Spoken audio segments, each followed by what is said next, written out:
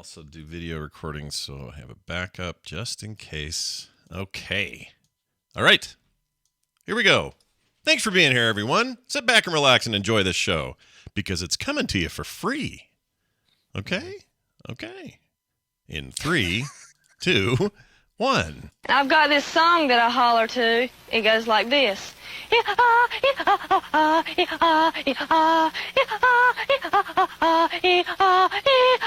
I sure did a very good job baking these brownies.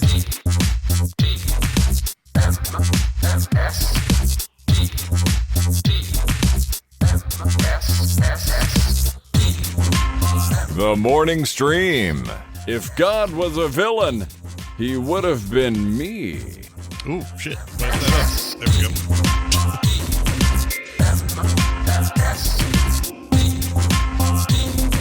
Hey, y'all. What's going on? Welcome back to TMS. It is the morning stream for Tuesday, April 18th, 2023. I'm Scott Johnson. That's Brian Ibbett.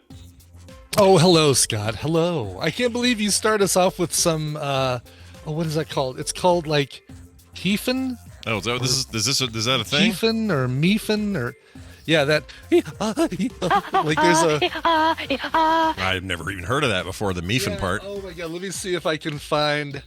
Is that a whole, like, genre? Like a thing? It's a whole genre of, like, Appalachian singing-along music, and I'm trying to figure out... Oh, my God. If I can find it, there's, like, a... I'm interested in this. I want to know more of Heefin. Yeah, but I wish I could remember actually what it's called. I'm not looking, like, right now I'm looking in here, so if somebody in the chat room figures out what that style of music is called. Heefin. I've never heard of it. But it sounds it sounds like the right word for what I heard, you know? Yeah. I like this first part where she says this. I've got this song that I holler to. A song that I holler to. A song that I holler to. And that's so accurate. Yeah. I mean, Brian, okay, you love your hillbilly culture, so I figured this would be something you'd yeah, I am working on getting you. Let's see here if I can find it. Oh my God! All right, because is this it right here? Please tell me. What do you got? Yes. Okay. What do you got? All right, I'm giving you something. Giving it to you right now. Give it to me. Give it to you. Give it to me. X gonna give this. It to me. I would believe this is going to be copyright free. I believe this is something that it is okay to play on the show. Okay, let's give it a shot. Yeah. Is it coming to Discord or where are you sending this? So in the past, I've played an auto-tuned version of, with a little help from my friends, by Ringo Starr and the Beatles. Sure. That is intentionally out of tune because it plays on the whole "What would you think if I sang out of tune?" Da da da. Oh, that whole thing. Sure. That whole thing. And that's by a bunch of guys called the Evolution Control Committee. These guys, they find audio, they find weird music and stuff like that, and they play it, and it's just freaking awesome. And they turn it into like songs, and I'm not selling. I'm doing a bad job of selling them, but they are really, really good. I don't know. You've sold me already. I don't know what the hell I'm even getting into, and I'm in. So. One of the tracks that they did is this thing called Hillbilly Beatboxing, where I think it's called queefing, or anyway, this talks about it, or this explains how you do it. Okay, so let's play a bit of it. Here we go. Here, I'll turn down the rest of this so I don't have to hear it. Here we go. You start out with the letter E. You say E. Let's say E, and then you go, and then you kind of gasp. You put the three together, E, like that, and then you do I. The interviewer can't handle it. E, I'll do it real slow. E, eyes, E, E, E, eyes, oh, eyes, E, eyes, oh.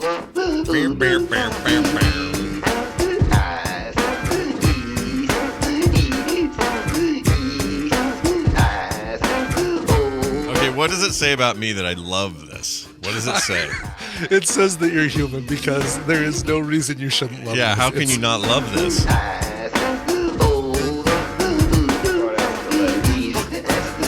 That is absolutely fantastic. Isn't that awesome? It's so good. Yeah. I didn't even heard of this. And that's beefing. Sorry, what'd you call it? Queefing? I think, yeah, it's not beefing or queefing, but I think it's called queefing. All right. I want to say it's called queefing, and I thought they used the name in the title. That's what made it really hard for me to find it. But that is That's really some great, epic dude. stuff right there. Really like that. Is there more of that? Can I get more of this queefing? Not more of the eefing, but there's lots more of the Evolution Control Committee, and it's all fantastic. Well, You might, was there no, Barbra Streisand wasn't theirs. There was another thing they did that besides the what would you think if I sang auto tune, there was another thing they did that was also more popular, and I can't remember what it was, but I'll look for it and see if I can find it. But what would you think? Is that the song? No, something else. yeah, well, you mean the what would you think if I sang auto tune? Different song. Yeah. I was thinking, what? See, I'd would give you that one to you, think? but I know that one actually would get that'd get flagged flagged. by YouTube. Yeah. Yeah, I don't know if this one will or not, but we'll find out. Probably not, but maybe. Yeah. I've been surprised before, and they usually assure me. They'll say there's a tiny little bit of the Sanford and Son theme in there, so that who knows? Quincy Jones might be burr. coming after us. Yeah. Oh, I'm sorry. Hold on. Back that truck up. I didn't know Yeah. Quincy Jones made the theme for that. I didn't He know did. that. It's called The Street Beater, I believe, is the name of the song. I love that Yeah. song. It's so good. Yeah, Quincy Jones. Man, did not know that. Okay, well, Oh. more information than I needed to know today. I got it. It's in my head now, and I'm going to tell the world. Yes. Oh, somebody yeah. in my Lyft the other day. Can I share a little bit of other information? Only if I can do this right here. Be courteous and obey traffic regulations. All right, so we were talking about, so people often when they get in my car, they comment about my Stitch. I have a Stitch Stitch bobblehead that sits in the front of my car. Stitch like Disney Right. Stitch, for those wondering. Disney what that is. Stitch, Yeah. Lilo and Stitch, like this Like like that this little fella guy. right here. Yeah, a little Or smaller. like about 1,000 that I have scattered all around my office here. You are really a Stitch super fan. I do love Stitch. Yeah. What's I feel not to love like. about Stitch? Are you excited about a live action remake of Stitch, or does that bug you? No, I'm fine with it. Okay. I think they've done really well with the live action versions of their stuff. So I'm That's good with definitely coming. So I'm excited for Brian's review. All right, back to your story. it. You're in the car. So so he gets in the car and he says, "Oh man, I love your Stitch bobblehead." And I said, "Oh yeah, thanks. Yeah, he's we're just about done for the day." So he's got a nice big smile on his face, even though he always has that same smile on his face. And the guy says, "Oh yeah," and I said, as opposed to the grimace that he usually has on his face. And he says, "Oh, Grimace. Funny you bring up Grimace. I love Grimace." I'm like, "Oh, the McDonald's dude." Like, yeah. He said, and I say, so. He even says, my friends and I did a whole deep dive on Grimace back in the day. We would actually say, what would Grimace do? Because we thought it was such a dumb, he's such a dumb, fat, purple, raisin looking. We don't even know what he is. We don't know what he is. What He's is he? What is? He's not a chicken nugget. He's not What any is- of the food items. I always assume shakes or something, right? I Yes, didn't know, but yes. I always assume shakes. So we'll see. Now, Yeah. according to the McDonald's wiki at mcdonalds.fandom.com, I'm going to read you the first paragraph. Oh, It's shit. like two sentences of the definition of grimace. All right, Grimace some of this will definition. surprise you. Okay. Sit still, everyone. This is going to be big. Go. Yes, Grimace is a character featured in McDonald Land commercials. He is Ronald McDonald's most bestest friend and psychic. He is a large purple chicken nugget being of indeterminate species with short arms and legs. He is from the planet Kare. Okay, hold on. Did you say psychic or sidekick? That's exactly psychic. And when he read that to me, because he pulled this up on his phone too, and he said, psychic. I said, oh yeah, of course he's Ronald McDonald's sidekick. And he says, no, this says psychic. So Grimace lore. Unless this McDonald's wiki was done via dictation and it's a dictation error, Grimace is a psychic and he's a purple chicken nugget. So hold on. So when Ronald needs some future predicting, he goes to his psychic Grimace, the Yes. purple chicken nugget, and Yes. says, "Grimace, tell me of the future." And Grimace says, "I foresee." We're gonna do Monopoly again one day in the stores. Okay, thanks, Grimace. You've been a great psychic. That's the relationship. That's the deal? relationship. Now, I'm going to backtrack a little bit because I've read a little bit further in this thing. Okay. And Paragraph 2. Prior to ascending to deity status and becoming Destroyer of Worlds, Grimace had a successful career as a capital finance executive, primarily working in mergers and acquisitions for Fortune 100 companies, Chuck E. Cheese, and Kim Jong-il. Okay. Did someone's account get hacked on who fills out the wiki? Because that's insane. Apparently so. I mean, it is a wiki, so you can, it can be filled out by anybody, but... Sure. Let's see. Does Grimace have any different kind of how does Wikipedia describe Grimace? That's a really good question. Let's find Is he out. psychic on Wikipedia? By the way, Frank Welker. Looks like Frank Welker did the voice of Grimace at one Really? point. If this is to be, it looks like the actual Grimace stuff is down below all of this other stuff. Let's see I'm here. required to play this. No more Optimus Prime! Whenever his name comes up, I have to play that. Yeah, for let's sure. see here. So, Grimace character, a McDonald land. All right, here we go. Hamburglar Grimace. Voiced by Lenny Weinrib, Frank Welker, and sometimes Larry Moran from 86 to 2003. So absolutely Frank Welker. Yeah. Oh, he had four he arms was- in the beginning. Did you know that? Yeah, he was evil for stealing milkshakes. Like in the 15-minute drive where I took this guy, he pulled up photos of have you ever seen the evil original Grimace? I'm like, no, he was evil at the beginning. He's like, oh yeah, he had four arms. He'd steal milkshakes, and his eyes were like Gritty, the mascot. That's amazing. Yeah. This entry says he's from a species of grimaces, and he has an uncle named Uncle O'Grimacy, who promoted the Shamrock Shakes. Oh, of course. Was he green? Was that other Grimace green? I don't. Doesn't show a photo. Of it. O'Grimacy? That's gotta be right. He's not linked I here. would think, yeah, exactly. Like, why would you even do it? But there he is, Uncle O'Grimacy, performer at Robert Towers. I can't find a picture though. Damn it. Well, anyway, this is wild. Wow. This is wild. He was often referred to in his first commercial appearances as the crafty old Hamburglar.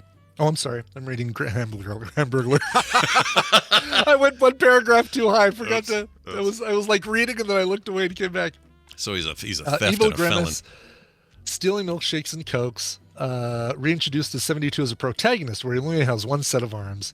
Oh, that was the difference. You see, he was a robber, horrible thief, and then he lost two arms, and he was like, "That's fine. I'll be good now." Exactly. Yeah. A McDonald's spokesperson has said that Grimace is a taste bud, but a 2014 tweet from McDonald's Twitter account stated that Laura says he's the embodiment of a milkshake.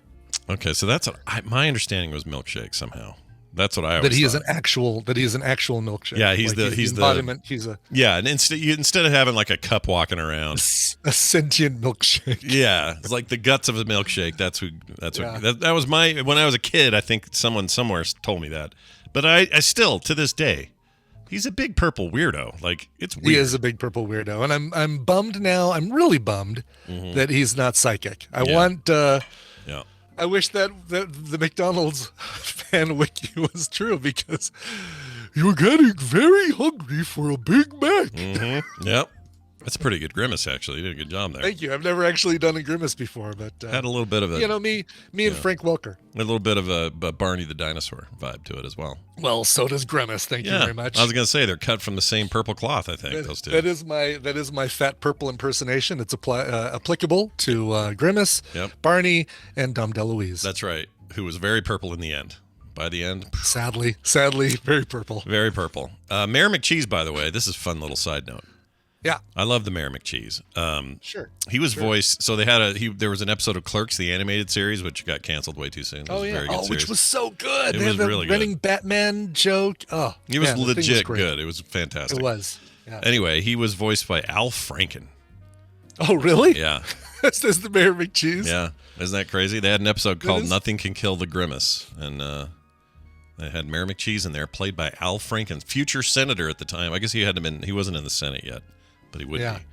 And then he would do something that was some light fondling. Not fondling. What was it? Photo he fondling. Put his hands in front like he was going to do some fondling, but the person was asleep, and it was a little one gets the impression though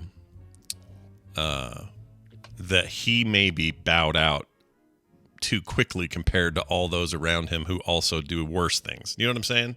Like, what do you mean by bowed out? Like, well, he opted quit. himself out of that stuff and just no, he quit. So he quits the Senate, based on he literally retires from his position as a senator from the great state of Massachusetts in light of that. And I remember going, well, that's probably good if that was the standard, meaning if everybody held themselves to that level, I would respect it. But nobody does. Nobody. Yeah. They do way worse shit than that. And they stay. Double down. They say, oh, it was, locker room talk, or it was, I hate that. The hearsay. She was describing something, blah, blah, blah. I'll bet sorry, Commonwealth, not state. Sorry. I know that he probably, he probably has some regret. I bet he feels like he may have jumped too soon because that was right before things got weird. And I don't know. He probably could have hung around. I can tell you this. I didn't think he was very funny as the stand-in host for the Daily Show for his week or whatever. Boy, split on that one. I didn't see any of it, so I can't offer anything. But when you hear people talking about the comedy, the Daily Show stand-in replacements, people either loved him or hated him. There's very few in between. Didn't work for me at all. I thought the best one was what's the guy's name? I can't think of names today. It's just one of those days where I don't know names. Today is different. Just today. Days. No other days I do this. It's just one of those days. I can't think of his name, but I love him. Anyway, let's move on. We got a phone call to play from Kevin in Ann Arbor, Michigan. All right. Holy cow! So Kevin, the originator of I Don't Like Bees. Yeah, he's the I Don't Like Bees guy. Let's see. Do I have that handy? I should, because that would be good to have.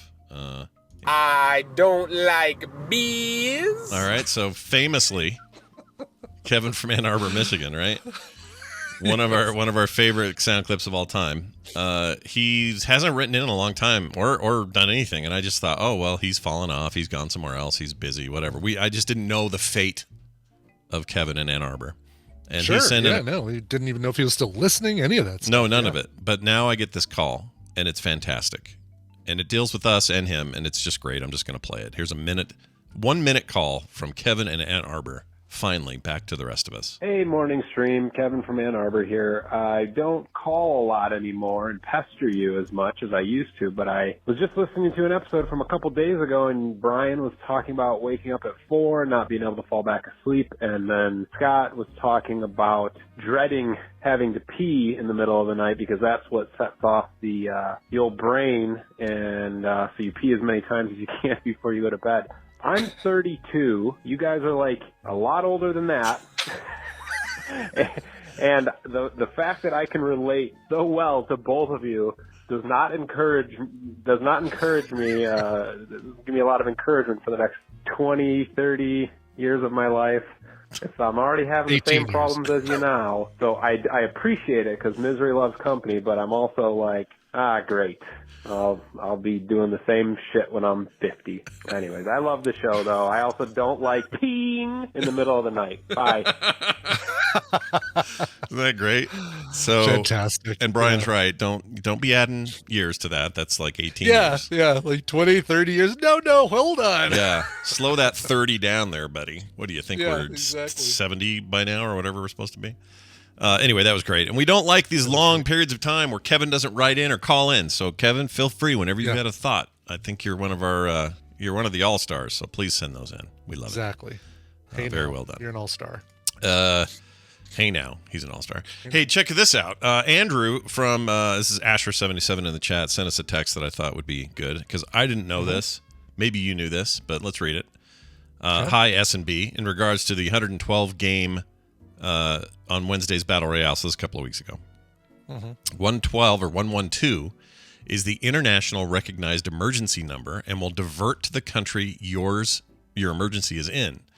In my case, 000 in Australia. Keep up the great work, Andrew. So if you do the 112 and you're here in Salt Lake City or in Denver, that will route to a 911. That's what he's claiming, and obviously we can't try it. I don't want to try it. It does kind of worry me that that 000, because I mean the reason I thought that they did 911 is because it makes it harder for a little kid who was at the time would be playing on a touch tone phone to accidentally press those numbers.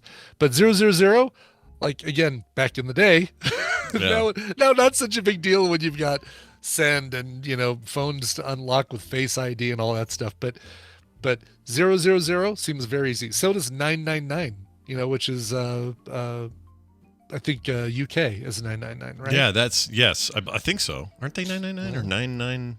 I think they're 999, yeah. Something like that. So or they were at one point. Yeah, to me it's sensible to separate your numbers so little kids aren't accidentally calling it, because there's absolutely a greater than 80% chance that Van could accidentally call 112 for sure. or 000 obviously, and not 911. 911 you got to go 9 and then you got to go way up here. And you got to hit the 11. In fact, if I were them, I would have done like 919 or something, just to keep them jumping around the pad, So they're not actually hitting the thing. Right, but you also don't want to make it too difficult for the person who, again, movie trope, is crawling their way towards the phone, and they knock the phone off the receiver off the hook, and then they reach up to the touch tone and go, boop. Mm-hmm. No, you're right. Boop. Yeah. Must press last one. Yeah, you're not wrong. But the thing that does surprise me more than anything else is that, if you type 112, or if you type, presumably works all like in reverse, right? If you do 911 in Australia, does it automatically route to 000? Oh, great. I mean, that could work. Technologically, it's not hard, but I don't know. I wonder. Yeah. I wonder if that's the case, why don't we all just settle on one? Right? If everything works, then let's just settle on one so that let's do the one that makes the most sense, kind of like days and weeks and hours and all the stuff we all agree on. We should agree on that. That's that's a very good point. Here's what Wikipedia says about it. Let's see if I can 112 is a part of the GSM standard, and all GSM-compatible telephone handsets are able to dial 112 even when locked or, in some countries, with no SIM card present.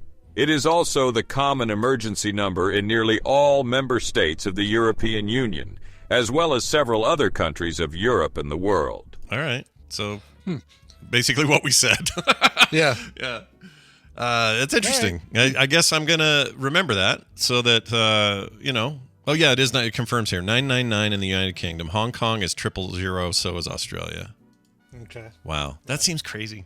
That does But then seem again, crazy. let's say, Brian, you're under extreme duress. You've got your phone up. Let me pull up my keypad. Or my hands are tied behind my back, right? And I've got to unlock it with I have to pull off my shoes and my socks and operate my phone with my feet. Yeah. Then you can do, the 000 makes sense because you can kind of pinpoint that.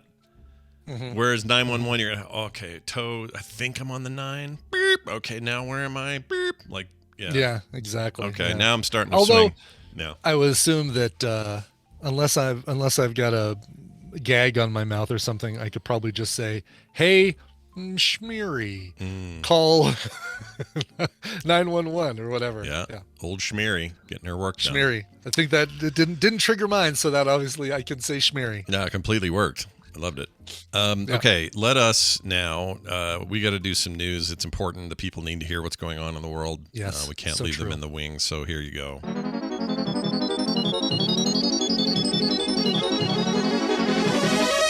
Oh, look at that. It's time for the news, and it's brought to you by waiting for what seems like an eternity for Kickstarter to approve your submission. Yeah, I submitted it, and it's taken forever. We thought it'd be Monday, then we thought today. It's still not approved. Now, I'm starting to think it's going to be Vegas before I can even see the damn thing. Oh, God, yeah. Which would suck. Although, how fun would that be, like, have it approved while we're in Vegas, and then at the live show you can say, all right, everybody who wants to buy this, who's here, jump on there, buy it now, and see if that goes... Whoa, that'd be a fun little bump. Yeah, that'd be all right. Would be, yeah.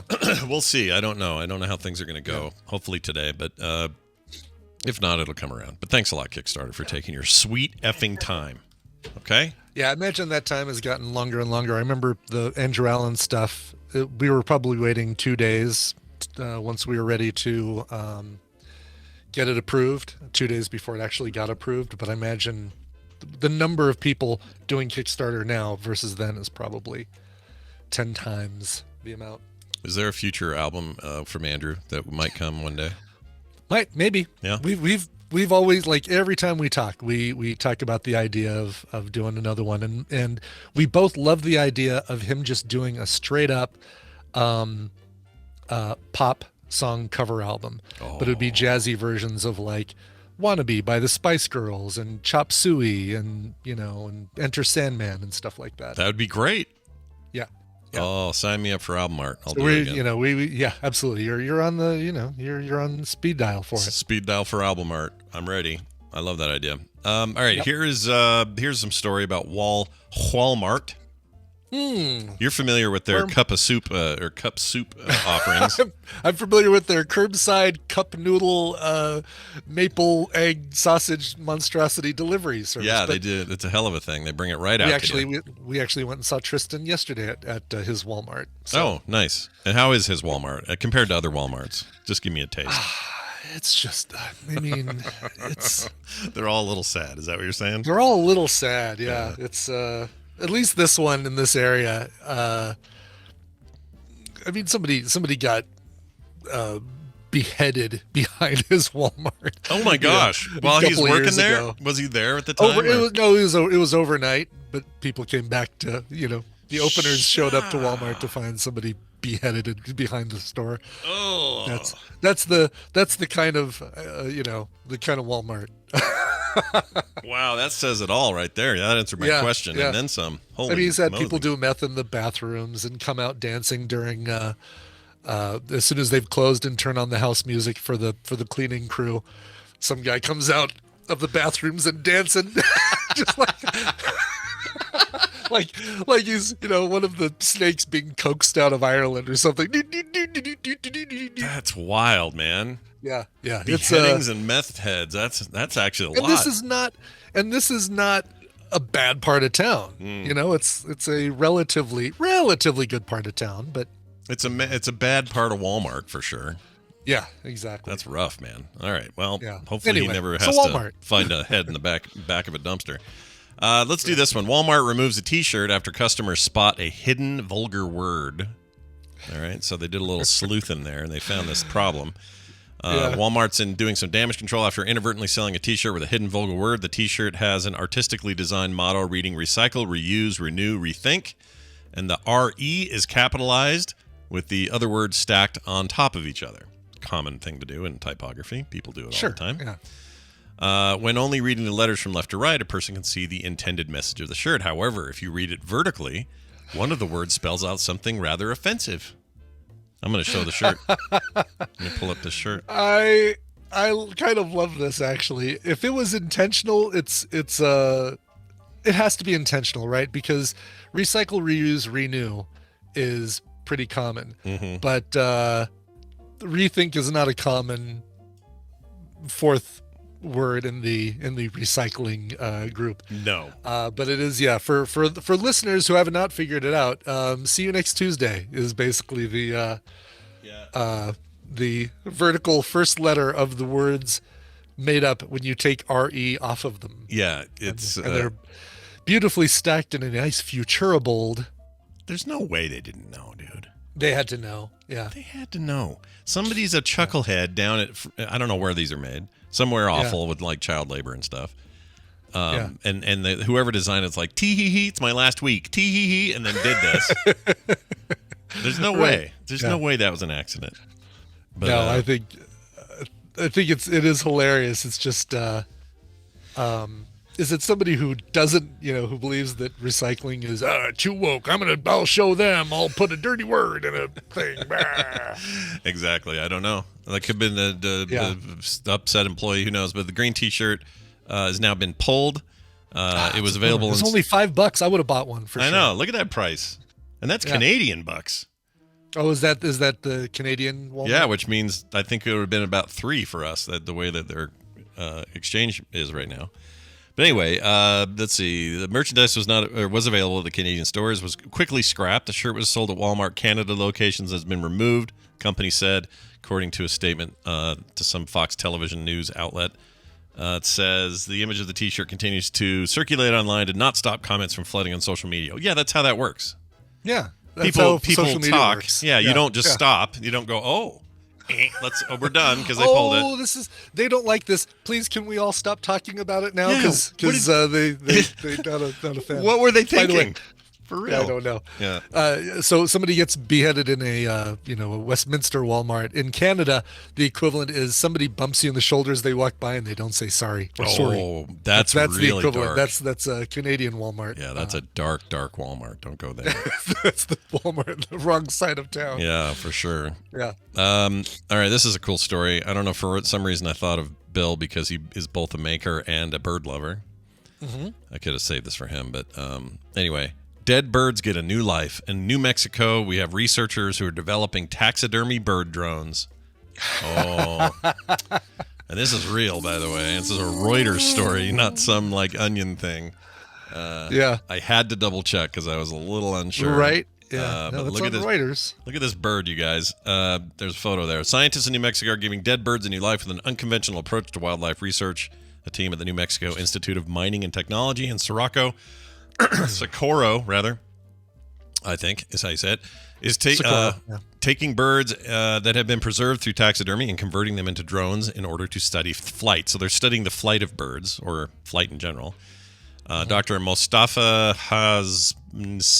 Salamander, a mechanical engineering professor who's leading the project, has found that artificial mechanical birds had not given the results he was looking for. We came up with this idea that we can use dead birds and make them into a drone. Everything is there. We do reverse engineering. That's the idea. Taxidermy bird drones currently being tested in a purpose-built cage at the university can be used to understand better the information and flight patterns of flocks. So the birds of a feather and all that. That in turn can be applied to the aviation industry, he says. If we learn how these birds manage energy between themselves, we can apply that to the future of aviation and its industry to save more energy and save more fuel, he says. Okay. This I didn't read far enough to enjoy. So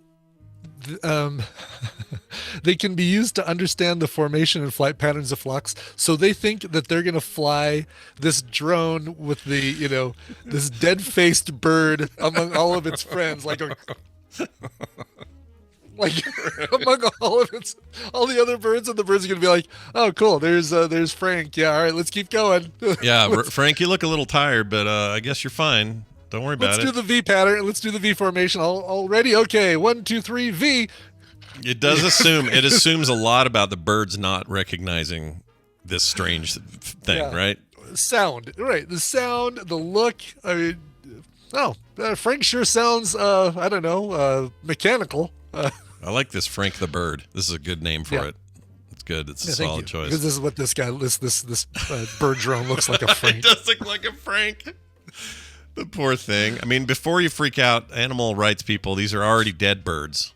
Okay. Sure. They're not killing birds to put drones in them. No, they're not even. Yeah. All they're doing is taking taxidermied birds, already taxidermied. Yeah. And then they're adding all this drone parts to make it fly. I imagine they're doing it simultaneously. You're going to taxidermy and drone the bird at the same time, right? Or it doesn't actually say, but it might be that. I assume you could take an old one and retrofit it, but. And this one, Frank. Oh, I see what you're saying. Birds that have been preserved through taxidermy. Because usually taxidermists who do birds do, if they take a seagull, it's just going to be a seagull standing there on its legs looking majestically off into the distance, as opposed to a bird in flight, which you then, if you bought that, you would have to suspend from the ceiling. Right. That's the rule. It's the rule. Better yet, suspend it from your ceiling fan so it moves around the room. So it just flies around in a circle. Yeah, hell yeah. That's pretty cool. Well, it sounds like they're not getting the results they wanted, and I'm gonna just go ahead and be the first to say, I think the birds are smarter than you think they are. I think the birds. I think once you fly that drone into a flock of birds, my guess is those other birds are gonna scatter, even though it kind of looks like one of their own. Yeah, they're gonna get the F out of there. Anyway, strange things going on down there in New Mexico. Not just blue meth. There's more to it. Check this out. Yeah. A video shows a drunk man falling from a 19th floor. That seems like a lot. Seems like he'd die. That is a lot, yes. But it turns out being drunk sometimes softens the blow. He literally stood up unfazed and sang all the way to the hospital to make sure he was okay. Holy crap. I don't even think I want to see this video because it feels like Does he land on an awning, like a hotel awning in front of a doorman? Like a cartoon? I know that happens in speaking of movie tropes, it's just movie trope day, right? Yeah, it feels like movie trope. Oh, here he is. So let's see what this looks like, guys. We're going to take a tiny look here. Look at this damn video, Scott. So here he is. This is going to freak me out. I know. I don't like the feeling. Like, it's going to make my groin hurt. Oh, that was him? Jeez Louises. He dropped like a bullet. Okay, then he gets up. And continued singing all the way to the hospital. He did land on a car just like a trope. Like a movie. And look at him getting off. He's just like, good. Like the naked girl at the beginning of Lethal Weapon right onto a car. Yeah. They did say he has a concussion and a compressed fracture of the spine, so he's going to have to do some stuff. But he got up and moved around. So all I'm saying is, maybe all the drunks are right. Maybe they were right all along. Be drunk. Yeah, maybe. Be drunk, get less hurt. Is that the deal? I don't know. It is the thing. Like they say that, babies in car accidents are fine because they don't tense up. It's when you tense up in an accident that you're prone to more physical harm. Yeah. But if you, and flop around, then you're going to be fine. I wonder if there's a way, and that's also probably why a lot of drunk driving accidents, the driver walks away fine. Exactly. Yeah. Which is bad, obviously.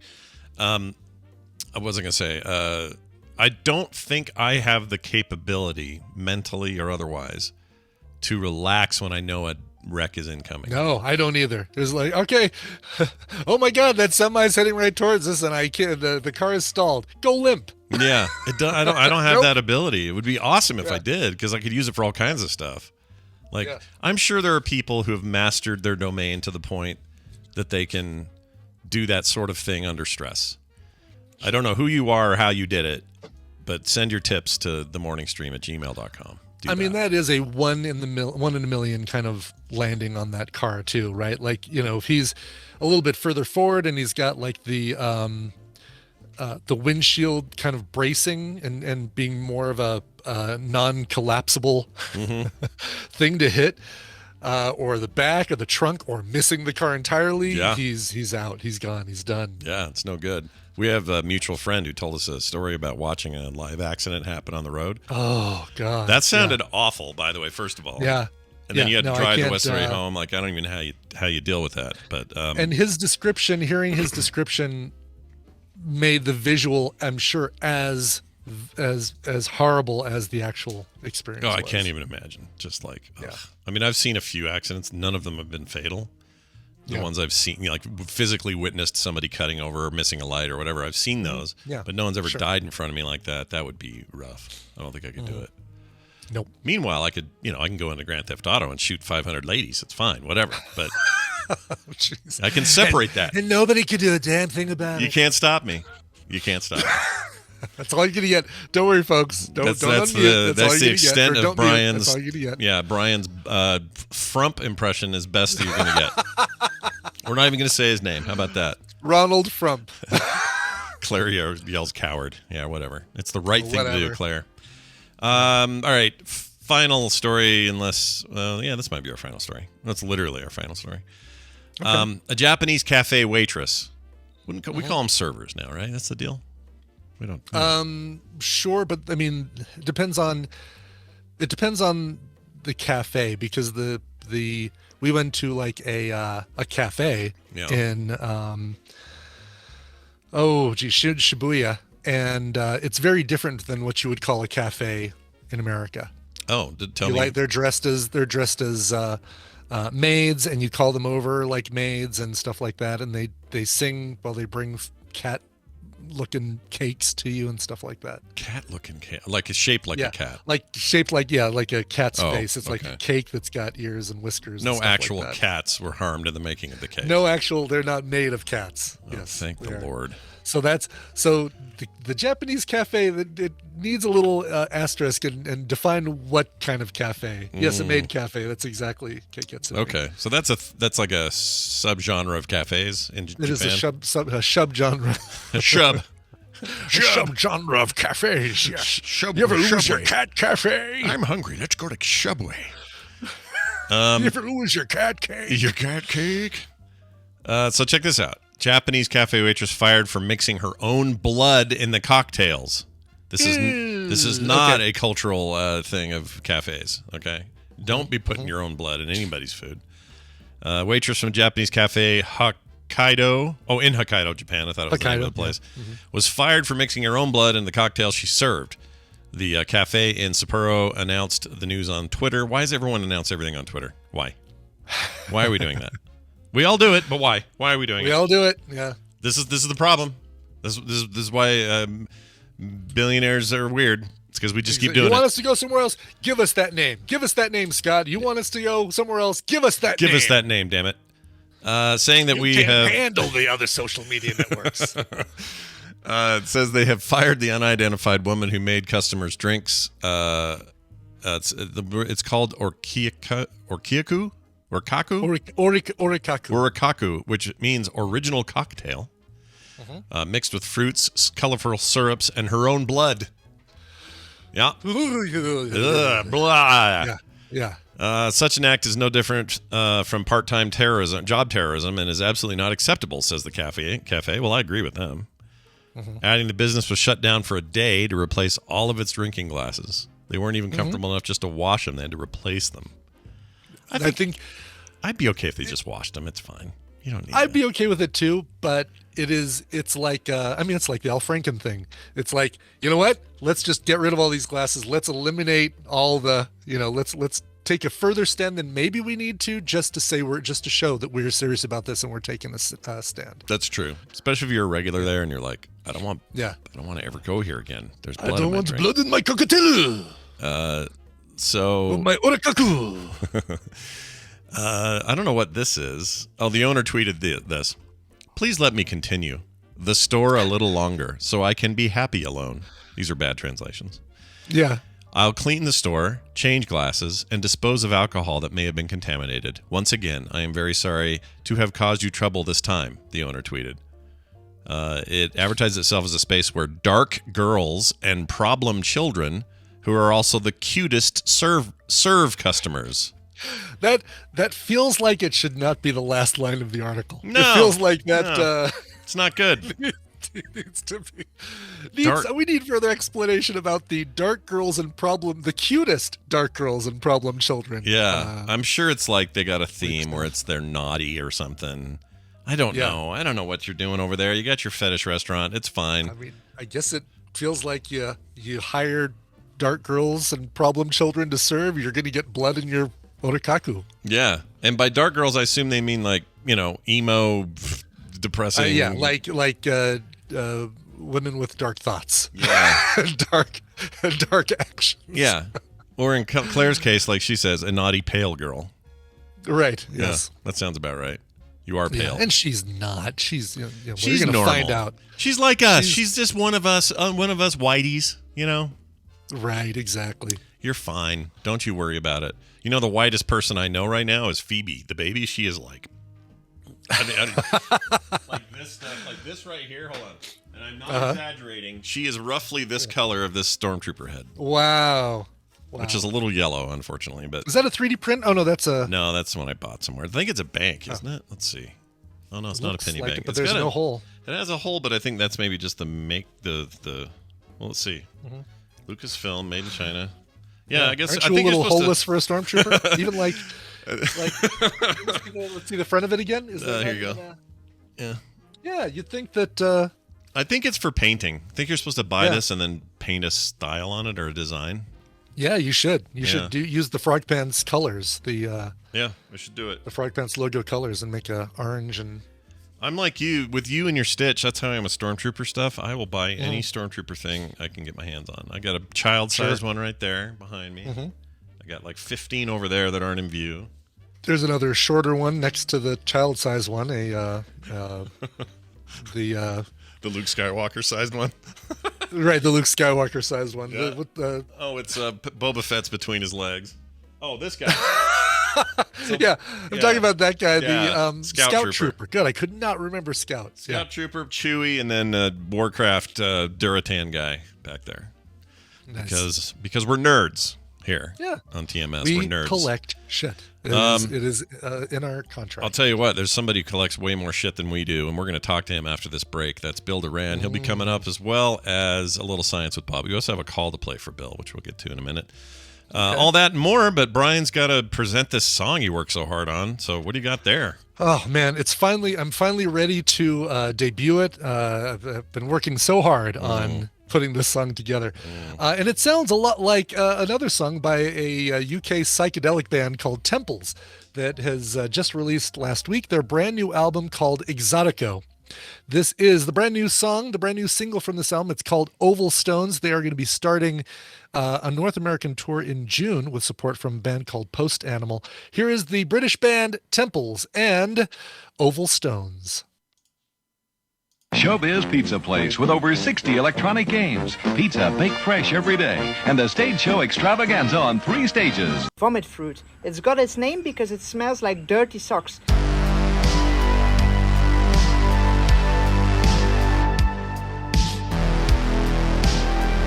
Here's your meatball. This is the morning stream.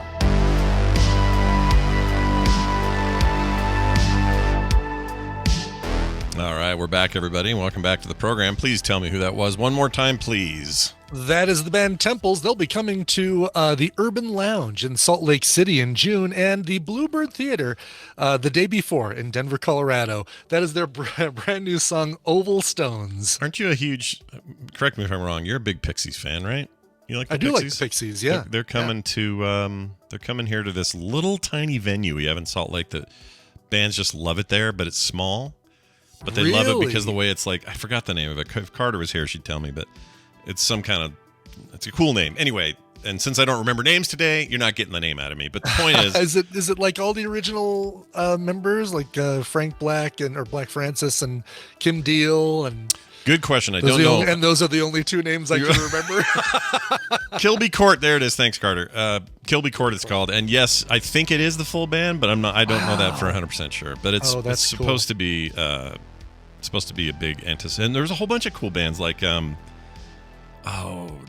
Japanese Breakfast is coming there. I love them. Yeah, a whole bunch of bands that she mentioned these names. I'm like, oh my gosh, I think you're playing Brian's song here. He loves all that crap. Yeah, no kidding. Oh man, I wonder if they're coming through Denver. And Sean Stratton says Frank Black. Yeah, Black Francis goes under the name Frank Black as well. So he did outside of the Pixies, he called himself Frank Black. Released 3 albums, and but Black Francis when he's a member of the Pixies. I respect that.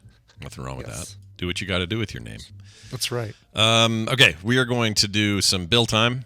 And to do that, we got to play this. There's still something wrong, isn't there, Bill? There sure is. It's Bill Duran joining us from punishprops.com all the way to our left if you're looking at a map. Hi, Bill. How are you?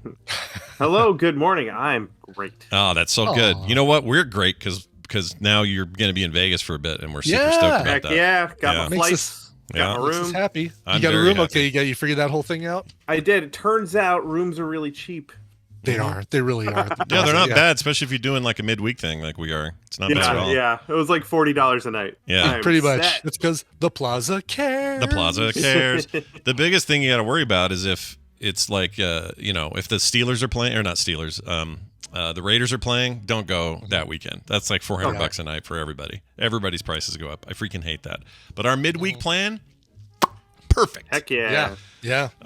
Bill, real quick, I want to play a call that came in for you. Well, it's technically a transcription, but it's in the form of a call. It'll make sense when I play it. If I can find it. There it is. This is for you. It'll all make sense. Here you go. It's kind of for all of us, but here you go. Combining things. Hey, bowl and spatula and Bill, if you could combine 2 tools or implements into one to serve a multi-complementary purpose, like a spork, what would they be used for, and what would you call the combined tool? Asking because I recently returned to a friend of mine a pencil affixed to a chisel her husband left at a flooring job site. We had fun trying to imagine the purpose for the item and naming it Penchiz, which sounded a little dirty. LOL. Cheers. LCS. LCS. Thank you for your service there and sending us that message. You probably have some like janked together like combo tools that don't make sense unless you explain to somebody what you were thinking. Right? I'm trying to think of something like that. I've made plenty of my own tools, but they tend to be single purpose. And in fact, I've found that when you buy tools, the more single purpose they are, the more useful they are, and the more multi-purpose they are, the less useful they are. Oh. Or the less good they are at each of those individual things. Right. Yeah. Gotcha. Yeah, jack of all trades, master of none, basically, is what it turns into. Sure. Yeah, that makes sense. So unfortunately, I can't think of any examples because I tend to lean towards tools that are highly specific in what they do. Yeah. Do you guys remember? They were telling us for the longest time that we are never going to have. This is like think Trio, any kind of thing that resembled a smartphone. And I remember when we were starting to have things happen, like the camera's built into a phone, or these other things are built into the phone, right? And people would say, well, that's going to be dumb. That's like, again, it's the jack of all trades, master of none. They're worried that we are going to have be these as good as a real camera. Exactly. And now it's just not true anymore. Like they're great at all those things. Yeah, it's true. I mean, again, you can get your specialized, like your SLR, and do some things with actual film that you can't do with something digital. Sure. Get zoom enhance. But still, the best camera. What is the phrase, Bill? The best camera you have is the one that you have with you. The one that's on you. Yeah. It tends to be my phone. Yeah. It's just an interesting thing to think about. Like, music, it plays music, it plays video. You can, all these things, we all take it for granted now. It's just like nothing to us now. But back in the day, this would have sounded crazy, Yeah. Anyway, well, there you go. Bill is a highly specialized tool guy. Personally, I'd love to combine a 3D printer and a spray paint booth, so that while your print is sitting there cooling on the plate, you can then start spraying it and not getting paint everywhere, and everything will still work. Well, nailed it. Well, what'd you bring today, Bill? I'm sure it's something very cool because we always like hearing from you. What do you got? So a question for you. Do you ever go back and listen to or watch your old work, your old shows or episodes? Sometimes. You ever go back and listen to them? Sometimes. Very rarely, but it's usually for like I listened to an old film sack recently, and I don't even remember what I was going through old files, I guess, and I saw one and I went, oh, this is that one that supposedly people think is really great that we did. And so I went and listened to it. And it's fun to do sometimes because I really want to hear myself. But it's fun to hear, like we're in the process of making it. You don't always know what you're making. It's the same with drawing and stuff for me. You don't really know if it's any good or not until I've had some time, and then I can go back and go, oh, that was actually pretty good. That was a really funny episode, or I didn't realize how funny that was. I should have promoted that one more, or, things like that. So I will do that occasionally, but very rarely. It's just too much of it. I definitely don't. You don't go listen to like an old Coverville or something, like Coverville 2012. No. It's and it's not one of those things like I just hate the sound of my own voice, but it's it's like I don't know. Maybe it's just I don't have time, right? It's like I don't have time to listen to it again. Yeah. I tend not to, although recently we've been trying to watch some of our old stuff, and there's a lot of reasons why not to watch them. We watch all our videos before they get published anyway. The final edit we watch it. We sit down and just watch it real time. But also, like, when you're making content, you don't have time to watch content. I barely have time to watch all of my friends' content. In fact, I don't have enough time to watch all my friends' content. And we've made like 700 prop videos. It's just a monster to go through. Yeah. Oh my gosh, that's a lot, dude. That's a ton of content, And if I look at my files, I got like 6,000 episodes of things. I'm not going to go back and, do that very often. I'll tell you what, too, though. There are other forces that keep me from watching my old stuff. So, for example, maybe the video didn't perform as well as I had hoped. Like my Blade Runner Blaster video. I spent like 6 months working on that thing, and almost nobody watched the video. Oh, man. So that creates this mental block, and I don't want to... I haven't gone back and watched that video. I will at some point, but... You get emotionally tied to this stuff. You do. And when when you work really hard on something and you find out you got like less engagement on the thing you worked on, that's kind of a bad feeling. It's unfortunate because we should just, we talk about it on the show all the time. We should do stuff just because we love doing it. And if you can monetize it, great. But it is kind of disheartening when you do a thing you worked really hard on and then you find out, well, this one got 20 views. Yeah. I don't know. Now, on the flip side, do you have any episodes or videos or anything like that you are particularly proud of that you've gone back to watch? Well, TMS is a blur, right, Brian? Too much of it. It's just too much. Yeah. There's too much for us to go back. I mean, if I did go back and listen to things, it would be things like the Coverville 500, the the 1000th episode. 800 was a one that I did specifically as an episode to introduce new people to the show. So it was like, hey, if you've never heard an episode of Coverville, go listen to Coverville 800, and you'll get the type of show. Yeah, the really good example. Exactly. So those would be ones that I'd go back and listen to. Interviews, Howard Jones, Pat Boone, Jeanette Napolitano from Concrete Blonde, name dropping. Yeah, don't trip over all that. There's a lot of bodies. I know. Well, but the interviews I had such a great time doing. Those would be ones. Those are fun too, right? Because you want it. The other person was saying was like super interesting while you were being the interviewer, and it's still interesting now, regardless of whether that's you or not. So I'll do that with like the Metzen interviews and stuff occasionally. I'll listen to those for sure. I will say this. So like I'm trying to think of moments, and one of them was, some of them were kind of dumb. Like we did the hot tub episode Randy and I did way back. I remember that. Forgot about that. Yeah. That's one that sticks out in my head. Live Nerdtacular shows were always big moments. I have the photo on my phone from a Live Nerdtacular where Jerry was pouring a bag of chips on my face. It's one of my favorite moments of all time. I think I have that too somewhere. It's amazing. There's a great one of Tom Merritt kissing Ibbott's head, which I treasure. Oh yeah. I treasure that one. Tom made a face that said to me, he really, really had to like hunker down to make this choice to kiss you on the head. And I don't know, and it's not just you, like anybody, kiss anybody on the head in front of anybody, I think was really hard for him. It's just the look in his eyes of like, and I have video of it or something, or a GIF. I don't remember. I have something, but it's amazing. Like those kinds of things, or finding out my yogurt soda was bad on stage. Oh no! Yeah, all those. Not a drop of that touched my lips. I was a little hungover that day.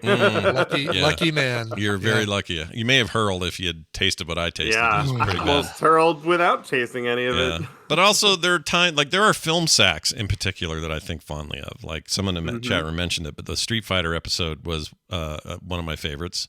It also birthed one of Brian's greatest quotes of all time when he said "shit Retiefter," and I never forgot it. It's amazing. There's lots of those sorts of things in that show. So it really just depends on the show and the content. Yeah. But I have some weird animation on YouTube that I put up there in like 2006, 2007 that I will go back to sometimes, and I'm always surprised how much I liked it and how much I wish I would have kept doing it. It just was so time consuming. But they were just these cheeseball little flash animations that I turned into video and added my own sound effects and did all this stuff. And I look at it now and I go, man, where's my gumption now? Why don't I make more animation? So yeah, that it serves as that too, right? As like a, hey, you used to do this. Why are you not doing that now? Or why aren't you upping your game to match what you used to do?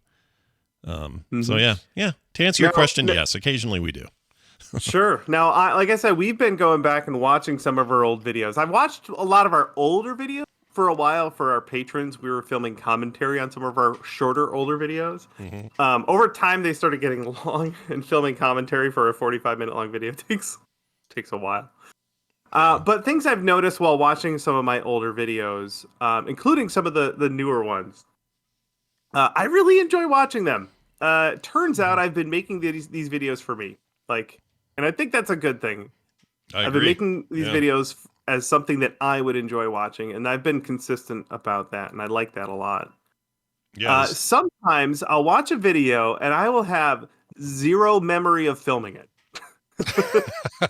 We have filmed over 700 prop videos, and that's not counting all that. We did a lot of behind-the-scenes stuff on our Patreon, another 400 or 500 videos for our patrons. It's just so much to remember, and it's bananas to watch me. I know it's me doing something and have no memory of it. Yeah, it's like film sack for us. We do that every time. Have we seen this movie? No, maybe. Yeah, all the time. There's times where we have definitely seen it, and nobody thinks we've seen it. Like we're just like, how is that possible to have zero memory of recording that episode? But it happens. Something I think the biggest thing I've noticed is the videos of mine that I enjoy watching the most are the videos that have friends or Brittany in them. There's something about having me and my friends on screen making each other laugh and building something cool that makes me really happy, and I want to do more of that. I want that. Those are the kind of videos I want to make. Yeah, you don't want sad ones of you in the corner going, "Hey, it's Bill." No, there aren't any of those. There are some that are awkward for sure. That's yeah. Do you have any? How about that? Let me ask you this: Do you have a barrier though when you watch your old stuff where you feel like, oh, cringe? I can't believe I said that. Like that's what's hard for me sometimes. Is I'll hear an old, I don't know, ELR episode, and I'll just think, why was anyone listening to this? What the frick was wrong with me? That's how it felt anyway. But I feel that way when the way I present to camera. That's something I've gotten a lot better at. But when I watch the old videos, I'm like, hey, this guy knows what he's talking about. I'm actually kind of impressed and surprised. Yeah. So other than just being a little awkward in front of the camera, I don't cringe. I actually don't really do much cringing. And if I have to, I can just pretend that weird guy is Rob, my twin brother. Right. Exactly. Right. What a weirdo. Blame it on Rob. Yeah. I was gonna say, shouldn't have had him film this video. You always say you guys never did that stuff when you were younger, but now you can do it it's got a practical application. Oh, that video sucked. That was Rob. It wasn't me. Yeah. Or that day in class, it was a terrible time during school. That wasn't Rob. That was Bill. It wasn't me. Wasn't me. I love it. Yeah. I love it. Well, that's great. This is good advice. Just don't always just throw your stuff. And this is, by the way, art advice. Great advice because sometimes go back and view your old stuff. When you're done, you're sick of it. You're like, oh, I don't want to ever see this again. And then go check it a year later, and you'll be like, oh, it was all right. Yeah. So anyway. Bill, do you have a little bonusy deal for us this week? I do. Destin over at Smarter Every Day did a video. He's done a couple of videos on the Prince Rupert's drop, this glass drop that you can make that's nearly indestructible. And then they put that glass drop into more molten glass. It's really cool. Oh, that is cool. They spend a lot of time at a glass blowing company and show a lot of different glass blowing techniques. So it's a terrific video. Oh, that sounds great. I just realized we didn't tell Bill. Put a link in the YouTube chat. Did you? Let's see. I'm not seeing it. Did the it link get? We don't have him blocked for linking, do we? We should fix that if we do. I posted it in the chat then. There we go. I've got there. Oh, weird. Yeah, that'll work. Awesome. Smarter Every Day. Yep. Which we all should be, Yes, that's a good. I feel like it's a safe thing to say that everybody could use a little bit of smarter every day. Look at this guy. What is he doing? Glass stuff scares me. Oh, really? Yeah, I don't know why. I find it so fascinating damn hot. because it's so hot. Yeah, that must be it. Yeah. Very cool. Go check that out. And of course, punishprops.com and the Punish Props YouTube channel. Bill Duran, it has been nothing short of a pleasure to have you on today. Yeah, what do you say we go hang out, do this next week in person? I think we should. I like that idea. Let's spend some quality time together next week. Have a good one in the meantime. Smell you later. Bye now. All right. My ASP is being a little weird. Hold on a second. That's what people are saying, that there's a little bit of laggy. Yeah, it appears to be. Here, let me pause this for a second. 1 second, everyone. It looks like it might be okay now. It's definitely my ISP. There was some kind of weird disruption. And I lost about 8,000 frames. It's not too bad now. Or no, that's wow, good. It seems solid now, so I think we're okay. Okay. It was just some weird, who knows? Yep, people are saying seems fine now. Okay, freaking good. Comcast bullshit is what this is. All right, we've resumed recording. We're back, and now time for Bobby, if I can remember to add him to the call first. Let's do it right now. Speaking of somebody we're going to meet next week. Yeah, we'll see again. Bring in the missus, which is pretty cool. It's going to be nice, yeah. Yeah, I'm excited to meet whoever would marry Bobby, It's going to be exciting stuff. Here's his intro thing. Science! Bob is hungry, and the soup looks good. It sure does. Bob looks good, too. Look at you, Bobby, with your hair pulled back, looking all suave. What's going on, man? Oh, not a lot. Yeah, just living That's life. That's a lie. There's been a lot going on. Oh, yeah. There are a few things going on. Yeah. People are busy. I know you guys got all your secret shit that none of us can know about that keeps you busy. But do you feel ready for next week? Do you feel prepared? Oh, I'm more than ready. I'm excited even. Wow. High level of readiness. Good. That's great. I'm not sure. I was looking for a word. I think excited. Is there a little Maybe. anxious in there as well? It's a little. Oh, for sure. I'm always anxious whenever, people are involved. Yeah. When other humans are there, I get it. Yeah. But we're the nicest, easiest humans right? Yeah, I think, to be honest, it's true.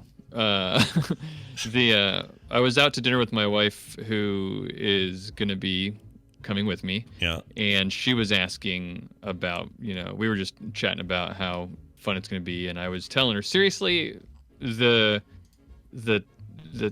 people, the TMS fans are just about the nicest people I've ever met. So in your life, in your whole life. No, maybe not. Maybe there's someone like your mom. That's not even an exaggeration. It is. It's just the truth. Oh, your camera went all blowed out. No, there you go. I'm fixing it. Don't worry. That's all good. All behind the scenes, how the sausage Logitech G Hub, everyone's favorite camera software. Yeah, that thing sucks. Hate that app. Yeah. It's really bad. I love Logitech. Can't stand that software. No. Bob, let's get to some science. Bobby hosts a science show, and so when he comes on here, we talk about science. So what's going on? What are we doing? I'm gonna have. Do you remember I told you how busy I was? I'm gonna have to say that my dog ate my homework. That's the excuse. Okay. That I have. So you want to talk about putting drone parts into taxidermy seagulls? Sure.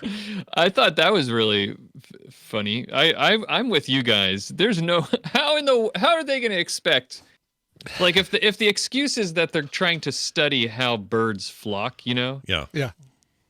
because there is plenty to study there, right? Like understanding what are the signals and behavioral flocking behavior is emergent behavior, and it's all some sort of algorithm inside the brain of each of those birds that when they get together they behave in this certain way, right? Mm-hmm. Worthy of study for sure. Trying to understand. It's definitely worthy of study, and it would be cool if you had a bird and you could control things about it, like, oh, what if we have what do we have to do to make other birds follow this bird? Or what if we put this bird into the middle of the flock and do this? Will it affect you could tease apart what kind of signals change the way that birds flock. But there's no way. I have a drone, like one of those Phantom, the DJI. Yeah.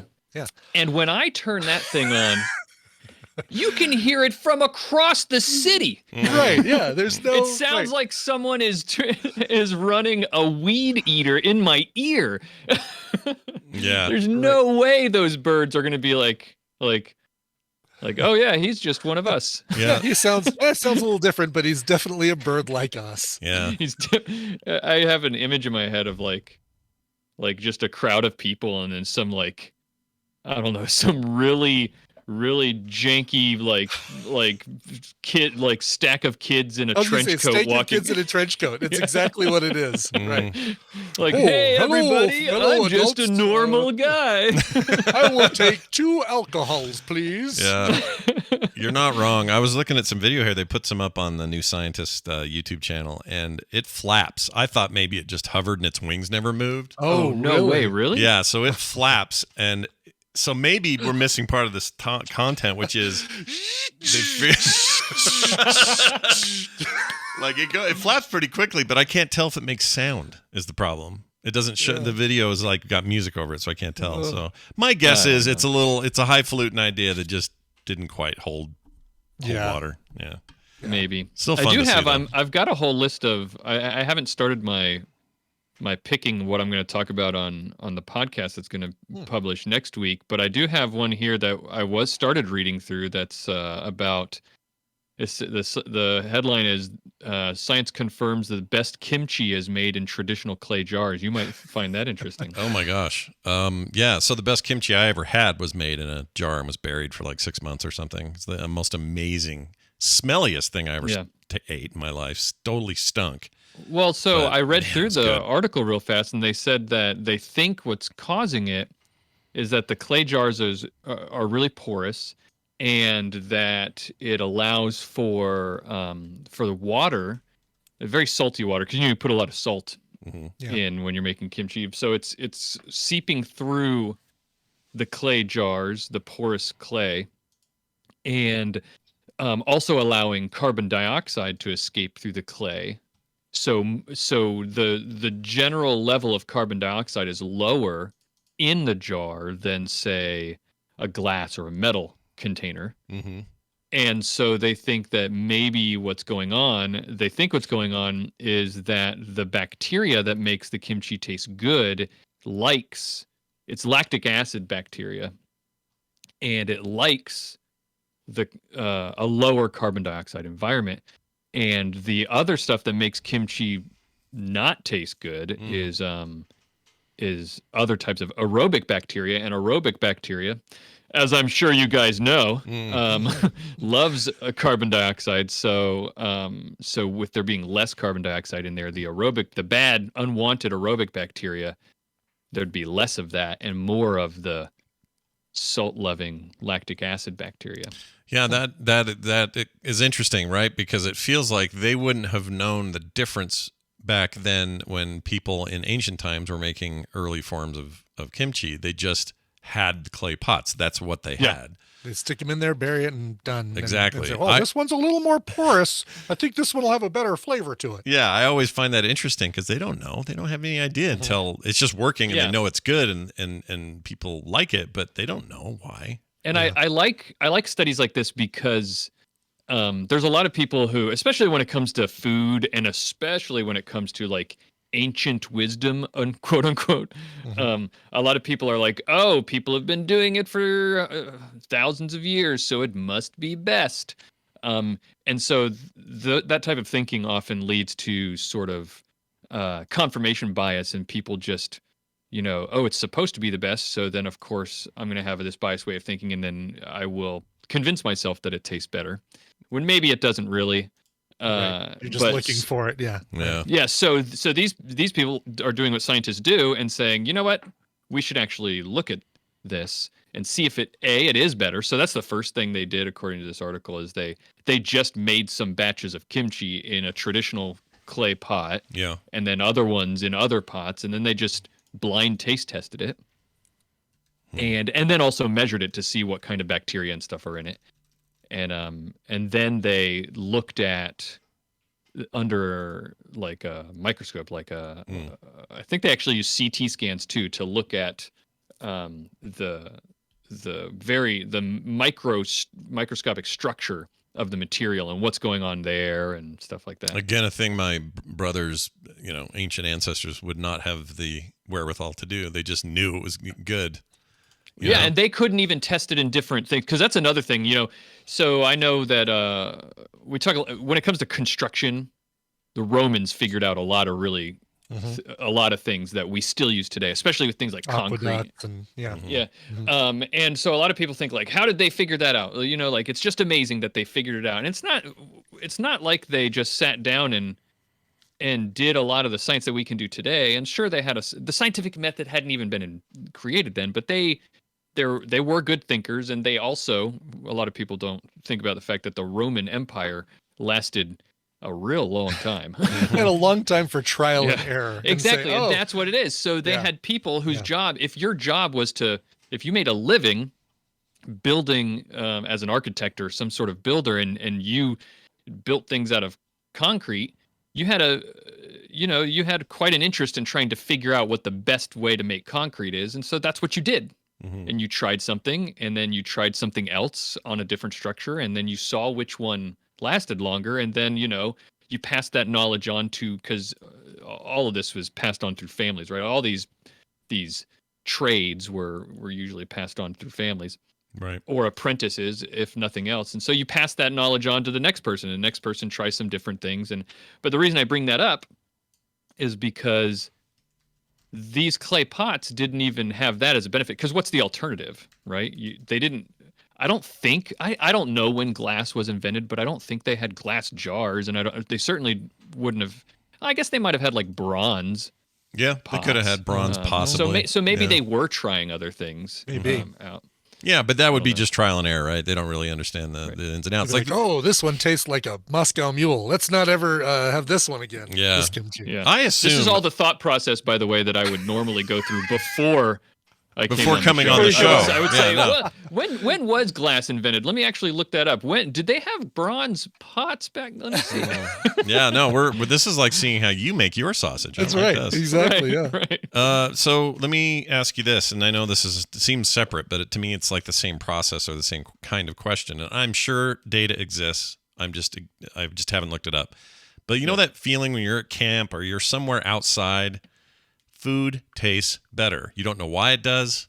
It just does. If it's a peanut butter and jelly sandwich, that peanut butter and jelly sandwich is way better at the park than it ever would be in your kitchen. Except milk. Good point. Milk is bad immediately in outdoors. You're right. I don't know. It's exposed to sunlight. It's like a gremlin. Yeah. Well, I don't. If you take milk outside, it's instantly disgusting. I don't know why anyone would drink milk outdoors. I don't either. It's gross. You're not wrong. But knowing that, there's probably science that tells us. It feels like MythBusters may have done this even, but why I can have a hot dog at an outdoor. I don't know, baseball park and have it be amazing and not really that big of a deal. It's like kind of a poopy dog, but it's really good out there for some reason. You eat that same thing at home, you're just kind of bleh. I wonder why that is, like what's our deal? Do you think it's like, it can't be just pure like placebo. There's got to be more than that. Right. Anyway, that should be an upcoming future thing you do. I think it's soaked in a ton of salt at the ballpark. And fair point. And we just don't do that at home. I think there might be some actual food science to it, but Well, I don't know. I think part of the point Scott's making is that even if you make a burger at home, if you eat it in the backyard, there's something really good about that. Yeah, even if you made it in the house. And I agree with that, Yeah. But why though? See, that's what I want to know is why. Maybe it's because you're outside and you're in tune with your primitive savage, your primal, your primal existence that the your fresh ancestors. Air combination. And, who knows? I don't know either, but it makes me kind of want, those tinfoil things. You heat up a bunch of meat and veggies in a tinfoil ball and you cook it in a fire. That sounds so good right now. Most violent sports happen outdoors. Violent murders, most of them happen outdoors too. That's a really good point. We do all our best and worst work outside. Yeah. I don't know why that is, but there you are. Well, that's cool. I like having a little inside look at how you might come up with something for your next little bit of science. So there's nothing wrong with this. Why don't you explain to us what that show is, where to get it, and what your last episode talked about? Yeah, well, our show is called All Around Science. Me and Maura do lots of science discussing. Or is that a word, discussing? Discussion. It really isn't. No. It's not, but I like it. Well, you know what? We do it. It's a Sean Connery word. Out. Yeah, it's a Sean Connery word for sure. Yeah. That's very Connery. You ever discussed your car? Yeah. We talk about science, what's going on in the news, what's just going on in our heads, what we're thinking about, and things that we find interesting in science. It's called All Around Science. Yesterday, the latest episode that just came out, we talked about we're getting a lot of interest on this on social media. People are engaging with this a lot as migraines. A lot of people get them. I've never had a migraine before. Lucky bastard. Yeah, that's what I'm hearing because my co-host Maura gets migraines, and she looked into it, and we talked a lot about the science, what we do know, and a lot about what we don't know. And because if you've never had a migraine before, if you've had a migraine, you know this, but if you've never had a migraine before, a migraine is very literally not just a bad headache. It's something different. In the brain, what's happening is different. Yeah. A headache, is just swelling of blood vessels in your head that causes pain.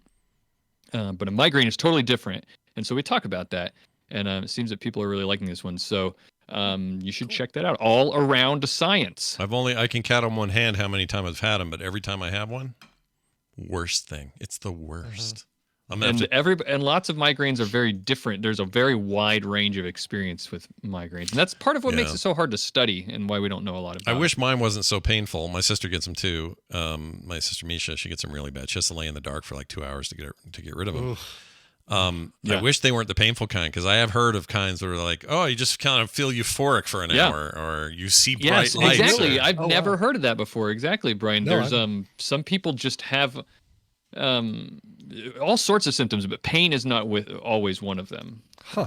Yeah. Some people get euphoric after a migraine is over. So you go through all the pain for several hours, and then you wake up and you feel great and you have lots of energy. But and some of them are just visual. There was a famous, I forgot his name, guy that was on NPR all the time doing brain neurology segments, and he's from a different country. And I can't remember his name because I don't remember names today. But anyway, this guy, he had a version called visual something. Anyway, basically it was a visual thing. He would hallucinate, or he would see things that weren't there, and he knew what it was. He knew it was part of his migraine. But the migraine would happen, no pain, but he would see people and stuff happening that weren't really there. Wow. And that's pretty Did they ever wild. come true? Like, were they, like premonitions? Like seeing the future or alternate realities or something? I don't think so, but it probably more like my stupid dreams where none of it makes sense, and why would you do it? Yeah. But that's fascinating to me. So do check it out, everybody. Big show coming up. That's all around science, which you can find and anywhere. I'll see you guys in less than a week. Yeah. In Las Vegas. on Sunday. 5 days, something like that. I mean, are you excited beyond control? Because I kind of am. I'm very excited. I'm having difficulty controlling myself day to day. Yeah, same. Sure. Every once in a while, I just start flailing like a Muppet. Yeah. Yeah. Yep. You got to be careful, because if you show too low on the Muppet, you see where the hand goes up your butt, and you don't want that. You can't have that. I am not interested in that. No. Bobby, have a great week. We'll see you next time. I guess we'll see him in Vegas. Is where we'll see him. Yeah. We'll see. That'll be the next time. Yeah. See you next time. You know where we Vegas see you? in The next time will be literally we'll see you in Vegas. How about that? That's right. We will visually see you. I found, a couple quick things. I found, before we go, I found let's see if I can find the name. Okay, there we go. I found a thing that it just kind of cheered me up yesterday. I was kind of having a rotten mood day. Aw. Don't know why. Just didn't. I think there was a storm coming and I react to that crap. It's weird. Yeah. Anyway, speaking of weird things, somebody named Andrew, I don't have his first name or his last name. I do have his first name. He is somebody who left me a note at Nerdtacular 2017. It was somebody who didn't ever have a chance, and he included your name and a few other host names. He never had a chance to talk with any of us personally, which is something we always tried to do at those events, right? Always try to be available to everyone, whatever. We're not up on everyone, some perch. everyone all at once. Yeah, everyone all at once. And he said he didn't get a chance to do that. He didn't want to bother us and all that sort of stuff. Aww. But then there's just really long, nice letter that just said the nicest things about us, about the network, about the content we make. And I know it was 2017. It's been some time now. I just want that, Andrew, to know if you're still listening to TMS, which he spoke very highly of in the letter. I just wanted you to know it made my day better yesterday. So thank you for writing that all that time ago. And I'm glad I keep those things. I have a whole stack of that kind of crap. Oh, for sure. Yeah, I have a folder. And then one other note, a member of our community, Zomniac, is in the chat occasionally, having some gnarly surgery this week. And just a shout out to him. Everybody be thinking about Zomniac. Some of you probably know him. He bought us breakfast last year at TMS Vegas, or about some people. I don't know if I was there for the Zomniac breakfast, but yeah, super generous, some folks awesome. out to breakfast. Just an awesome dude, and is currently just going through some rotten business. So anyway, I want to wish him nothing but the best during this week, because he deserves it. For sure. Okay, that's it for us. Don't forget to join us on Patreon. That $2 threat may happen sooner than later. I got to talk to Patreon to figure out how this works, but y'all, if you want to bump it up to that one that happens, great. If you want to stay where you're at, you're grandfathered in, don't worry. But now's the time to get in if you want to lock in that dollar. Head on over to patreon.com/TMS. You'll never get ads. You get pre-show content every day, post-show as well. You'll get couch parties on the weekend, art in the mail, and other great monthly benefits that you can read all about over there. Maybe eventually we unlock the Frog Pants All-Stars. Who knows? Who knows? Maybe. Someday it'll happen. That's patreon.com/TMS. Let's get out of here. Brian, you got a little song for the end of the show today, or what? I do. I've got a little tribute here, a little sad story. Simon, a.k.a. Conquer87, wrote in and said, my partner of 11 years passed away last year on April 16th. Her favorite band was Bullet for My Valentine, and it would be great to hear, or it would be awesome to hear any cover by or of their work for the year anniversary of her passing. Sad tribute today going out to Simon, but hopefully a song that you like. This is from their 2018 album Gravity. I think this is a bonus track on that deluxe edition of that album. Here's Bullet for My Valentine, their cover of Imagine Dragons' Radioactive. All right, that's going to do it for us. Thank you all for listening and watching. And by the way, as a reminder, if you like watching or would like to be a part of the live watch of the show, it happens Monday through Thursdays right here at frogpants.tv at 9 a.m. Mountain Time, 8 a.m. Pacific, 11 a.m. Eastern. Sorry, Central, we're not talking about you today. Okay? Do the math. Do the frickin' math. All right, that's going to do it for us. Thank you all for listening. We'll see you next time. If you like what you just heard, there's a very good chance you will like all the shows on the Frog Pants Network. Get more at frogpants.com. Let me make this real to you. Bring on the virgins. Oh, jeez. I don't remember what that was from, but okay. Creepy.